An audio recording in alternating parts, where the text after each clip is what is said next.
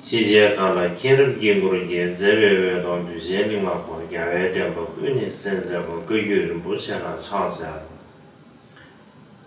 여원이 능을상 주게 야센다위 주윤수 간진조라 제외가 유게로 소지 제샤 야외동대 님매규수 내는셔를 체르조 가모바지 스수용라 뜬번이와 대란주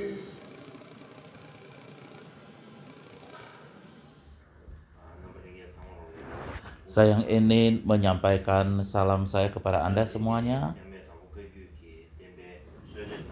Hari ini adalah merupakan hari perayaan para nirwana dari pendiri Sekolah Tradisi Dapokaju, Raja Dharma, Penguasa Dharma, dan Pelindung Malu Gampopa, Sunan Rincin. Sri Paduka Gampopa lahir di Tibet Tengah, di Nyal, daerah selatan di 9 lembah Yorpo,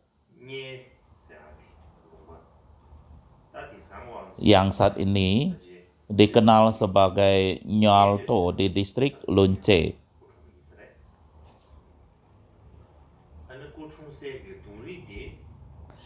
Beliau lahir pada suku klan Nyi atau suku Nyi, dan ayahnya adalah Nyima Laje Gambar dan bundanya adalah Shomo Sache Cham.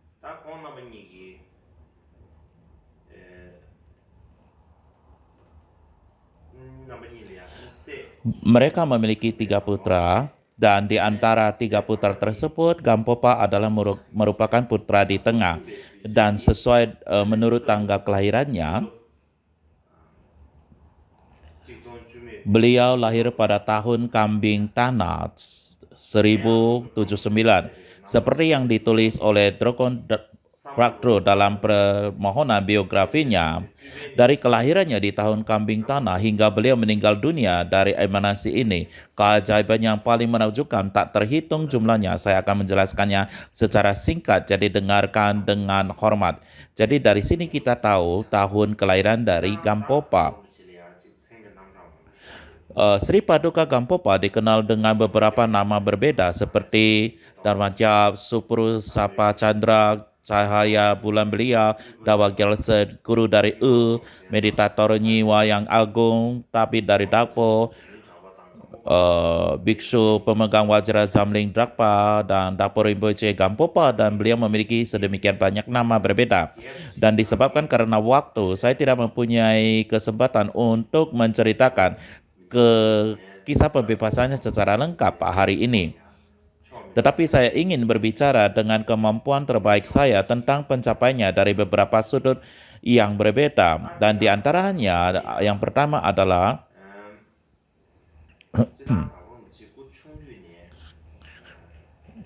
yaitu sejak kecil Gampopa belajar pengobatan, dan pada umumnya beliau lahir di keluarga tabit, dan beliau sendiri belajar pengobat lebih dari 10 tabit yang terpelajar, terutama Dr. Usil dari Chang, Dr. Keme dari India, dan B.J. Manson dari Chang. Dan beliau menjadi sangat mahir dalam seni medis. Dikatakan bahwa beliau sangat ahli dalam menyembuhkan sakit kepala.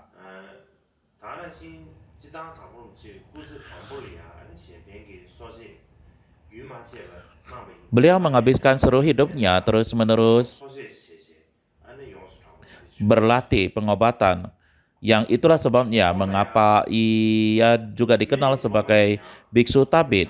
Dan beliau juga banyak memiliki murid-murid pengobatannya. Di antaranya adalah Sangmen Nakpa yang menghabiskan 18 tahun dengannya dan menjadi pemegang atau pemangku sisilanya. Gampopa menulis satu teks medis yang untuk Sangmen Dakpa yang berjudul Lautan Permata atau Kumpulan Ajaran Dakpo. Kemudian terdapat 2 transmisi dari teks itu. Satu diturunkan dari Sangmen Dakpa dan Yurok Sarma Yonten Gyatpo. Guru besar abad ke-17 dari Tibet, Dilmur Geshe Tenzin Punsok, menulis dari semua transmisi pengobatan, Transmisi Sri Paduka Gampopa seperti batang utama dari semuanya.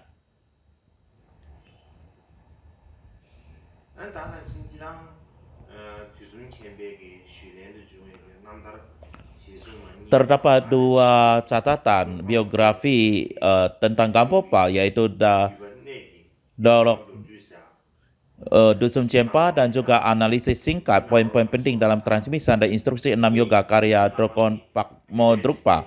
Apa yang dikatakan di sini adalah ketika beliau mencapai usia 26, dengan keyakinan sekokoh Gunung Meru, guru yang mulia dari Nyal menyempurnakan pelatihan dalam disiplin yang unggul.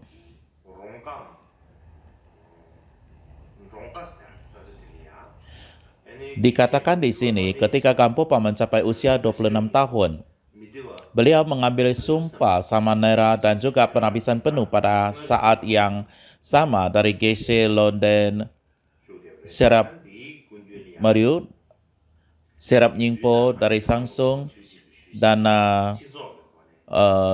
Midewa Changchu Sempa di sebuah tempat bernama Rongka di wilayah Dakpo. Jadi, silsilah sumpahnya Gampopa berasal dari garis silsilah Vinaya lebih rendah yang dikatakan berasal dari Sangstaraksita. Beliau diberi nama monastik Sonam Rinchen.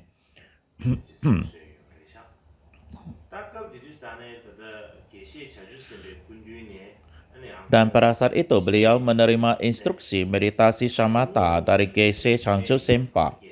Dan dalam waktu 5 atau 6 hari beliau mendapatkan pengalaman shamatha yang luar biasa.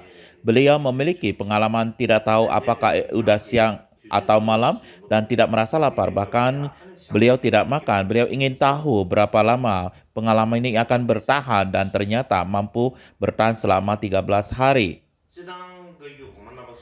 Dan pada umumnya di antara 3 leluhur Kajut, Marpa sang penerjemah dan Jesun Miralepa adalah perumah tangga. Dan sebagian besar siswa mereka adalah perumah tangga atau yogi berpakaian katun.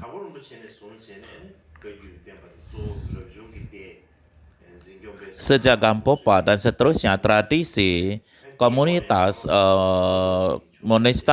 komunitas monastik lah yang terutama menegakkan, melestarikan, dan menyebarkan ajaran Kajut. Kisah pembebasan Mirarepa berjudul Kasyana Hitam disusun oleh Karmapa ketika Rangju Dorje menceritakan bagaimana setelah Sri Paduka Gampopa meninggalkan Mirarepa, Mirarepa berkata kepada murid-murid yoginya, sang tabib Gampopa itu akan memberikan manfaat pada banyak makhluk hidup. Tadi malam saya bermimpi, seekor burung kuning terbang menjauh dari saya ke arah Tibet Tengah dan mendarat di puncak sebuah gunung besar. Dan kemudian banyak kawanan angsa kemerahan dari segala arah berkumpul di sana. Dan tidak lama kemudian setiap angsa itu dikelilingi oleh 500 lainnya. Dan pada saat itu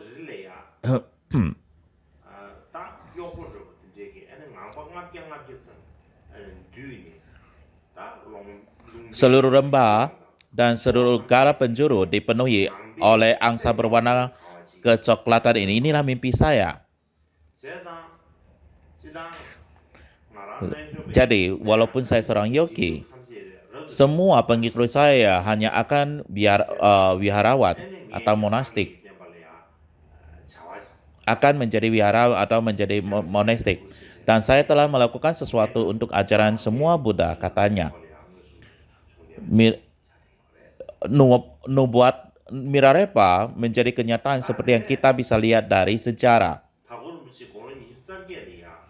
Pada usia 28 tahun, Gampopa pergi ke Uru Utara atau dekat Pempo saat ini untuk mempelajari ajaran Kadampa. Beliau belajar beberapa guru Kadampa termasuk Nyukrumpa, Yondak, Gya Cakriwa, Geshe Drepa, dan Jayulwa. Dan di antara mereka, dari Geshe Nyukrumpa Sundru Gyaltsen, beliau menerima instruksi Lisa Kadampa dan khususnya Sumpah Bodhisattva. Dan sejak saat itu, kata Gampopa, beliau tidak pernah tanpa bercita relatif.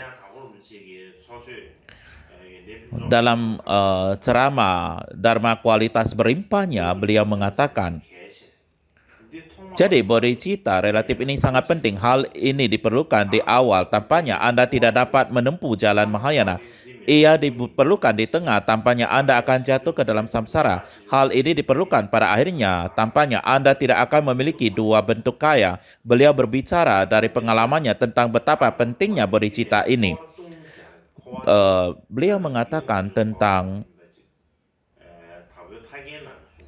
ketika berbicara tentang samsara, di tengah Anda akan jatuh ke dalam samsara. Kita tidak bermaksud dengan samsara, tetapi samsara yang beliau maksudkan di dalam permata pembebasan yang lebih luas. Gampopa hanya menghabiskan 8 atau 9 bulan belajar dengan Nyukrumpa dan selama periode beliau harus tinggal di antara banyak orang-orang dan pengalaman meditasi sebelumnya menjadi mundur. Gampopa mendengar bahwa Geshe Gyayendra tinggal di tempat yang terpencil tanpa membina banyak kelompok siswa. Jadi beliau ingin pergi menemuinya. Terdapat beberapa orang tidak begitu banyak orang di sekitar Gyayendra. Jadi Samatha Gampopa juga meninggal. Jadi Gyayendra berkata kepada Gampopa, saya akan mengajari Anda instruksi lisan Atisha dari silsilah yang tidak terputuskan bahkan oleh Geshe Tenpa. Seolah-olah itu buatan tangan Sang Buddha. Beliau mengajarinya instruksi inti seperti 4 karakteristik yang diturunkan dari Gompawa dan beliau mampu mengembangkan pemahaman yang mendalam di samping shamatha yang telah dimilikinya. Geshe Gyayendra terkenal memiliki realisasi tertinggi dari semua guru besar Kadampa di Urutu pada saat itu. Dan Sri Paduka Gampopa mengembangkan realisasi yang setara dengannya.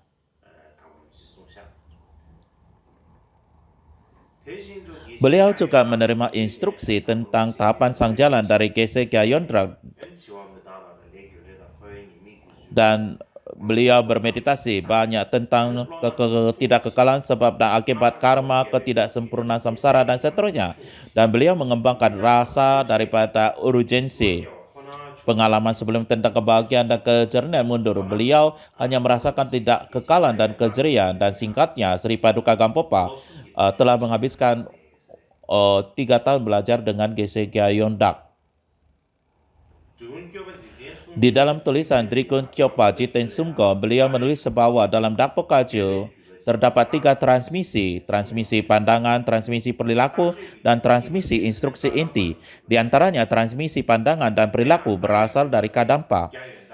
Dengan transmisi pandangan datang berasal dari Gyayendra dan transmisi perilaku datang dari Nyukrumpa.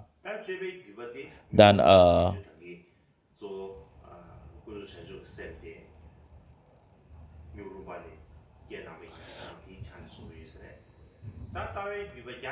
beliau menerima transmisi perilaku datang dari Nyurupa karena beliau mengembangkan bodhicitta dari instruksi Nyukrumpa.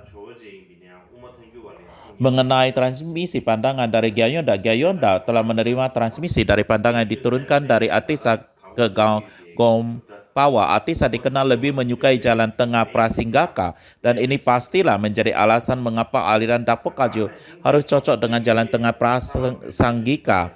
Saya yakin itu. Ketika kita berbicara terminologi yang digunakan dalam Dakpo-kajo untuk tahapan tahap kemajuan di dalam jalan untuk 4 tahap yoga dijelaskan dengan jelas di dalam instruksi Mahamudra yang diberikan Atisha kepada Gompawa. Dan ini adalah merupakan bukti yang lebih lanjut. Terdapat koneksi transmisi dari Gampopa dan Atisha. Pada umumnya, silsilah pandangan Gampopa tidak semata-mata dari Kadampa, juga transmisi dari Milarepa. Seperti Milarepa katakan kepada Gampopa dalam sebuah nyanyian untuk memastikan itu adalah pandangan, lihatlah batinmu sendiri. Dan beliau juga berbicara tentang 4 perangkap kekosongan dan Gampopa menekankan hal itu ketika beliau mengajarkan Mahamudra.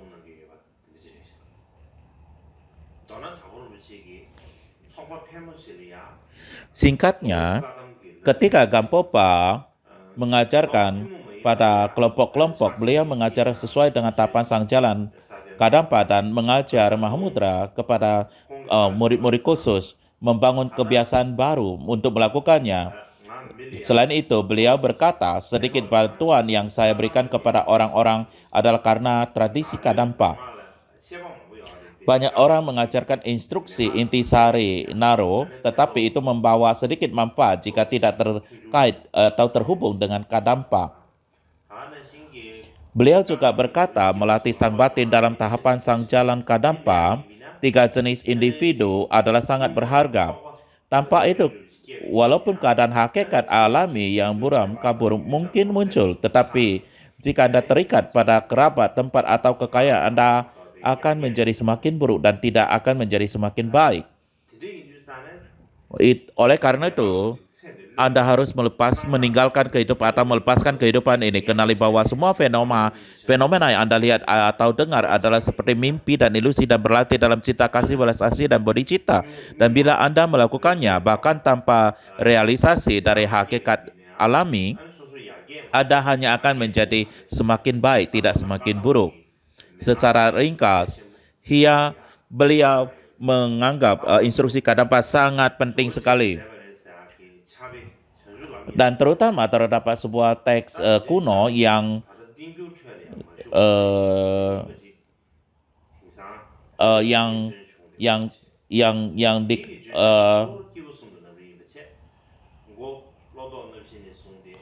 dikaitkan dengan Atisa yang berjudul tahapan jalan pencerahan baru-baru ini ditemukan di Tibet. Topik utamanya adalah tahapan jalan dari 3 jenis individu, 4 pemikiran yang mengubah pemikiran, petunjuk tentang praktik utama shamatha dan pandangan terang, dan hasil dan aktivitas akhir. Semuanya diajarkan dalam syair. Ketika saya membacanya, rasanya seperti membaca sebuah manual instruksi kagyu. Dan dalam hal ini terdapat hubungan yang dekat antara instruksi inti Kadampa, Mahamudra dari Atisa, dan Dapokajo. Dan seperti yang Anda ketahui, guru terpenting dalam hidup Gampopa adalah Jesun Mirarepa. Sebelum beliau pergi ke beliau belajar dengan murid Mirarepa, bahkan Geshe Changcho Shenpa, yang darinya beliau menerima instruksi meditasi yang diturunkan dari Mirarepa. Dan karena itulah beliau mengembangkan pengalaman shamatha yang baik dalam waktu 7 hari. Terlebih lagi ketika beliau pergi ke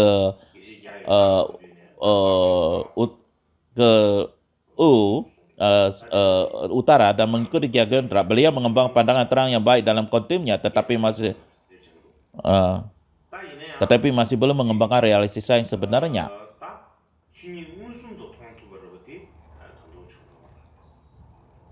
Dan beliau masih belum dapat melihat hakikat Dharma sebagaimana adanya. Bahkan sudah lama Gampopa mendengar nama Mirarepa, tapi beliau belum bisa bertemu dengannya. Beliau berpikir bahwa jika beliau tidak dapat bertemu Mirarepa bahkan untuk waktu yang singkat, saat beliau masih hidup, beliau akan retreat di masa depan, dan pada masa usia 31 tahun pergi menemui Gurarepa. Dan butuh 4 bulan perjalanan ke sana. Namun akhirnya beliau bertemu dengan Jesun Mirarepa. Beliau menerima instruksi inti dari mantra rahasia, terutama Tumo dari Mirarepa. Beliau hanya bisa menghabiskan 13 bulan bersama Mirarepa sebelum beliau kembali ke pada usia 32 tahun. Dan Mirarepa memberi Gampopa banyak instruksi Vajrayana yang luar biasa. Dan kondisi utama yang mengembangkan realisasi pemahaman di dalam adalah pandangan yang berkah yang diturunkan dari Marpa dan Mirarepa. Dan dalam hal ini, Gampopa memiliki keyakinan kerinduan luar biasa terhadap Mirarepa dan kajutnya, dan menganggap mereka itu sangat penting sekali. Selain itu, beliau juga mengakui bahwa beliau sendiri memegang garis sisila Mirarepa. Poin utamanya adalah apa yang digambarkan di dalam sejarah biru dari Golocawa. Dapokajo yang mulia bukanlah garis sisila kata-kata, melainkan garis sisila makna. Maknanya adalah sisila realisasi Mahamudra yang tidak termerdoda. Guru, karena siapa yang Anda menyadari Mahamudra ditentukan untuk menjadi guru akar Anda. Gampopa sendiri juga menulis dalam Untai Amrita nasihatnya, jika Anda belum menerima berkah sang lama, Anda tidak akan melihat esensi sang batin ini dengan melihat. Anda tidak akan menangkapnya dengan menggenggam atau menghentikannya dengan berblokirnya.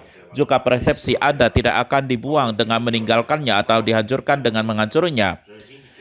Oleh karena itu, mereka ingin mengumpulkan akumulasi, memurnikan halangan, menenteramkan rintangan, mengembangkan realisasi dalam keberatan mereka, menguasai penampilan, dan menyempurnakan manfaat untuk diri mereka sendiri dan orang lain. Harus hanya melayani dan menghormati sang lain. Tidak ada yang bisa dilakukan selain hanya memohon. Beliau juga menulis untuk merealisasikan batin Anda sendiri. Instruksi spiritual saja tidak akan membantu. Anda harus menerima berkat dari seorang lama yang memiliki realisasi.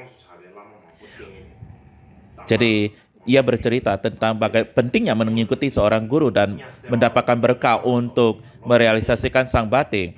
Sri Paduka Gampopa belajar dengan banyak guru yang terkenal di Tibet pada waktu itu dan menerima banyak instruksi lisan.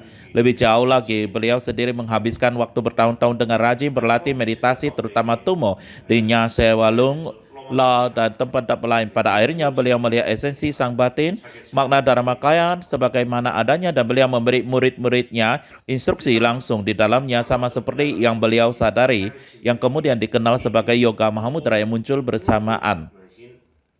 Umumnya, Marpa, Mirarepa, dan yang lainnya terutama memberikan instruksi Mahamudra menurut Tantra dan tidak memiliki kebiasaan memberikan instruksi Mahamudra secara terpisah dari 6 yoga. Namun Sri Paduka Gampopa kemudian menekankan Mahamudra tradisi sutra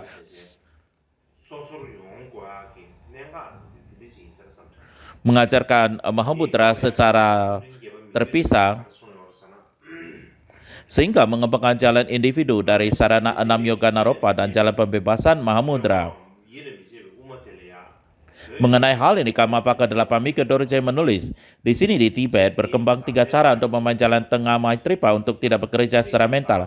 Penekanan jalan tengah mantra yang mendalam dan jelas, penekanan jalan tengah sutra yang mendalam dalam praktik, dan penekanan aspek salahannya batin semata dalam praktik. Di antaranya, Sri Paduka, Marpa, dan Mirarepa berpegang pada kedua yang pertama dan mempraktekannya. Dan khususnya, Gampopa menekankan yang berikutnya, yaitu jalan tengah sutra secara khusus dalam prakteknya. Beliau menyebutnya dengan istilah Mahamudra, menggunakan namanya yang berasal dari Manda, tetapi apa yang beliau ajarkan adalah eksplisit, adalah tradisi jalan tengah sutra dari kekosongan yang tidak rumit. Secara implisit, beliau juga mengajarkan makna yang dalam dari sutra dan tantra, sifat sifat Buddha yang umum dan tidak umum. Ini cocok dengan 3 kualitas yang diajarkan oleh murid Maitripa Sahaja Wajra dalam komentarnya tentang 10 kedemikian. Intinya adalah transendensi. Itu cocok dengan mantra dan namanya Mahamudra. Ini juga sesuai dengan perkataan Sri Paduka Gampopa Modrupa yang mulia dan Driku Jiten Samgaon. Teks kami tentang Mahamudra adalah kontinum sublim Mahayana oleh Bhagavan Maitreya. Dan Mikyo Dorje Karmapaka 8 juga menulis dalam diskusi lengkapnya tentang Mahamudra. Cara mengajarkan syamata dan pemahaman mendalam yang umum dengan kendaraan kausal dari transendensi adalah instruksi inti dari pelita jalan menuju pencerahan yang diturunkan dari Atisa. Dan kemudian dari teman spiritual Agung Tempa dan Gompawa yang dikenal sebagai yoga yang muncul bersamaan. Sri Paduka Gampopa dan pelindung Pak Modrupa demi siswa di zaman kemerosotan yang menyukai kendaraan tinggi, yang disebut yoga muncul bersamaan Mahamudra. Jadi secara ringkas, tradisi Mahamudra Gampopa berasal dari Gampopa. Inilah yang Mikyo Dorje katakan. Bagaimanapun juga,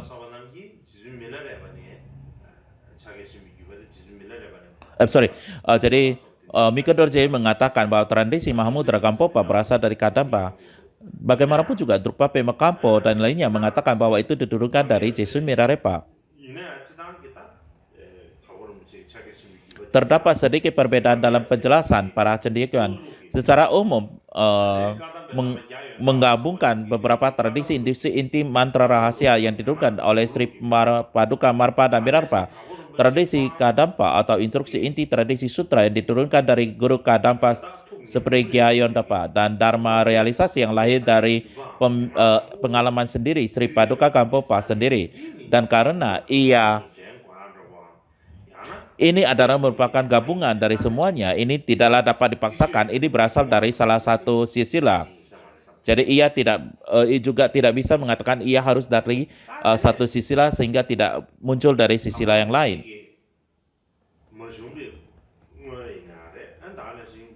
Banyak guru yang hidup sebelum atau pada waktu yang bersamaan dengan Gampopa seperti Guru Kajut, seperti Marpa, Ngokchoku Dorje, dan Milarepa, Lama Sakyan Agung termasuk Trokme dan Saceng Kungga, Nyingpo dan Guru Nyingma seperti Surpo Sakya Jungne dan Surucung Sherap Dakpa, terutama adalah praktis mantra, mempraktekkan mantra. Dan banyak dari mereka terutama adalah perumah tangga. Dan juga Kadampa yang berkembang di Tibet pada saat itu, terutama mempraktekkan Vinaya dan Wahana Prasna Paramita, sehingga ada beberapa yang melarang praktis terbuka mantra rahasia.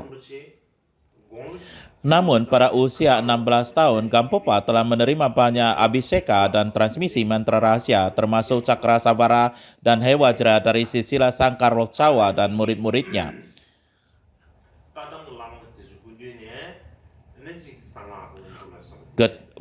Beliau juga menerima beberapa abhiseka Wajayana dari Guru Kadampa ketika belajar dari mereka. Ketika beliau bersama Milarepa, menurut sebagian besar cerita pembebasan, beliau tidak menerima banyak berkah dari banyak abhiseka selain dari Cakra Sambara dan Wajra Wahid. Tetap saja beliau menerima instruksi inti lengkap tentang 6 Yoga Naropa dan silsilah bisikan Cakra Sambara, dan silsilah itu masih bersama kita hingga saat ini.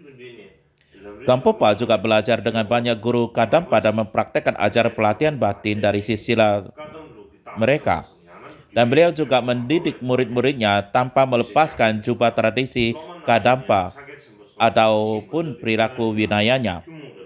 Sebelum beliau mengajarkan Mahamudra pada murid-muridnya, kebiasaannya adalah memberikan mereka instruksi dalam tahapan-tahapan sang jalan, seperti pelatihan pada jalan umum seperti yang dapat kita lihat dari peristiwa-peristiwa seperti pertemuan pertama Sri Paduka Dosim Cempa bertemu dengan Sri Paduka Gampopa. Jadi Gampopa adalah seseorang yang pada waktu itu di Tibet secara terbuka mengembangkan ajaran melalui penyatuan sutra dan tantra.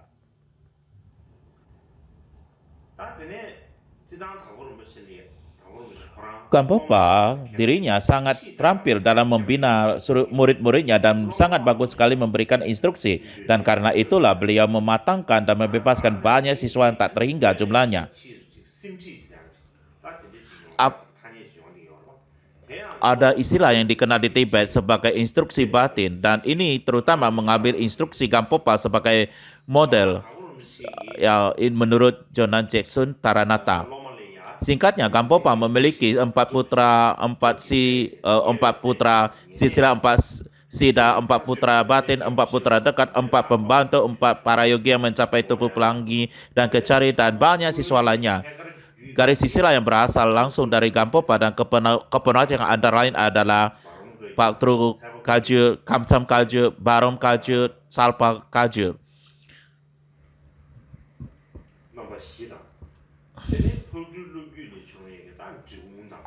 Dan juga terdapat silsilah dalam garis murid Pakmo Drukpa, termasuk Drikun, Taklung Drukpa, Tropu, Marca, Gyalpa, Gyasam, dan Suksep Kajut.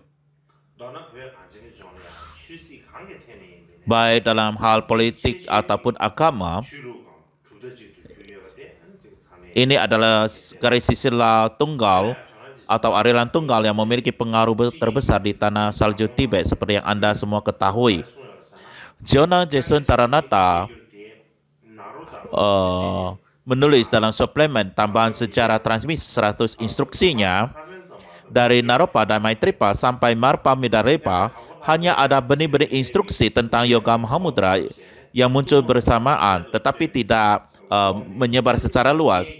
Tetapi ramalan Milarepa tentang Gampopa yang tiada taranya tepat sasaran. Gampopa menekankan Tumo dalam meditasinya dan selama 6 tahun di Sewalung, di Nyal, beliau meningkatkan realisasinya. Dan selama 3 tahun yang beliau habiskan di Gelung di Elka, beliau mencapai realisasi tertinggi dari hakikat sejati. Beliau menyadari bahwa mengajarkan instruksi kepada orang lain tidak akan memberikan banyak orang selain dari beberapa orang yang rajin. Jadi ia tidak mengajarkan banyak orang dan jadi ia hanya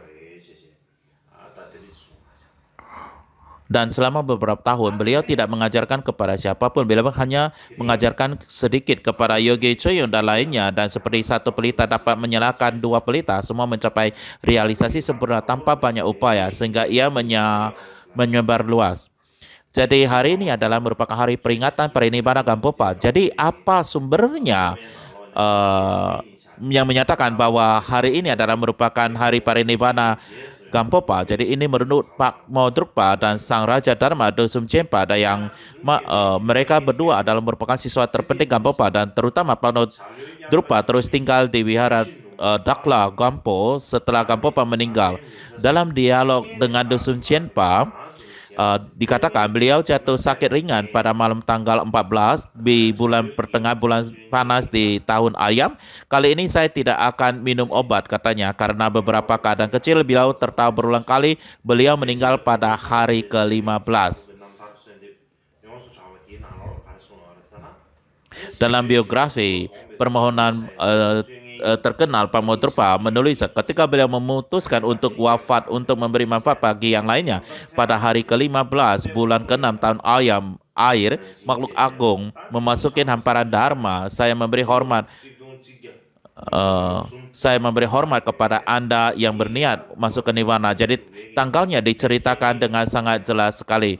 Jadi tidak dapat disangkal lagi bahwa Gampopa meninggal pada hari ke-15 bulan ke-6 Tibet tahun ayam air negatif di tahun 1153. Jadi pada tanggal ketika seorang guru menunjukkan tindakan ajaib seperti masuk ke Nirwana untuk menjinakkan murid-muridnya, jika kita terlibat dalam praktek mengingat sang guru dengan kerinduan yang sungguh-sungguh, kita akan mengumpulkan akumulasi yang lebih besar dan memurnikan lebih banyak halangan.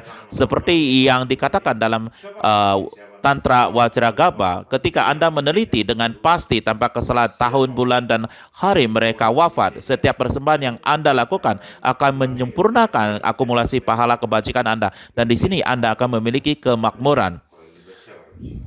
Jadi bila mana Anda memohon pada guru pada peringatan tertentu, itu akan menjadi lebih powerful atau berkedaya kekuatan. Dan khususnya dalam suatu pertemuan termasuk Jason Dosun Chenpa dan Geshe Gampopa berjanji, saya telah mengalami kesulitan yang tak terhingga demi Anda. Jadi saya telah menyelesaikan semua perdebatan keras. Cukuplah bagimu untuk memohon. Jadi ini adalah merupakan janji yang dilakukannya. Jadi kita murid-muridnya, jika kita memohon dengan kerinduan yang khusyuk, sudah pasti kita akan mendapatkan berkahnya. Secara khusus, Gampopa berkata, semua individu di masa yang akan datang yang merindukanku dan yang berpikir mereka tidak akan bertemu denganku harus membaca karya-karya yang telah aku tulis, termasuk untai unggul dari jalan berharga dan ornamen permata pembebasan. Ketika Anda membaca teks-teks ini tidak berbeda dengan bertemu saya secara langsung, katanya. Jadi penting bagi kita untuk membuka dan membaca, merenungkan dan mendiskusikan karya-karya Gampopa secara berulang-ulang dikumpulkan, dan terutama untai unggul dari jalan berharga dan ornamen permata pembebasan secara pasti dan secara berulang-ulang, dan khususnya hari ini di hari Parinibbana. Jadi ini adalah apa yang saya sampaikan hari ini. Terima kasih.